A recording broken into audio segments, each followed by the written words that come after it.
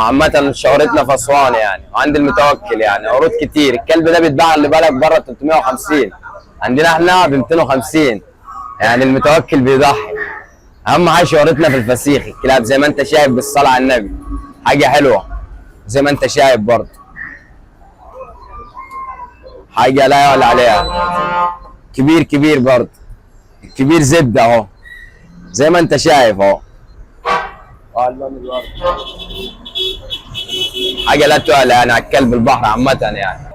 دي حاجه اسمها رايه برضه، حاجه حلوه. دي الرايه اللي هي تحت الكبير العجالي. حاجه حلوه برضه. ده رايه اللي هو الرايه، حاجه لحم حلو اللي هو تحت الكبير على طول. 3 في الكيلو، 3 حتت يجوا معاك كيلو. 3 حتت يجوا معاك كيلو. عايز الاكبر برضه حاجه كبيره، حاجه حلوه. فرجنا وافرس لنا.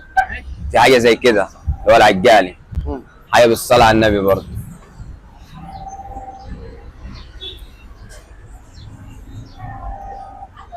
براحتك خالص كده كله قدام الزبون برضه. حاجه ثانيه ايه بقى اللي بيميز ده الكبير الرايه؟ دي حته تيجي 2 كيلو كده. ورينا بقى، افتحها كده وورينا بقى ايه اللي بيميزها. اللي بيميزها اللي هو السنان الكبير. ابو سنان معروف عندنا اللي هو اسمه الكبير ده يعني. الكبير في بقى الرايه وفي كلب البحر. في كلب البحر، وده الرايه اللي هو تحت الكبير على طول برضه، حاجه حلوه برضه. ده الرايه اللي هو تحت الكبير، دي حاجه حلوه. في حاجه وسط برضه اصغر من يوم. فين كلب البحر بقى؟ هو ده كلب البحر. ده كلب البحر ده الاشهر. ده اشهر حاجه في اسوان عندنا.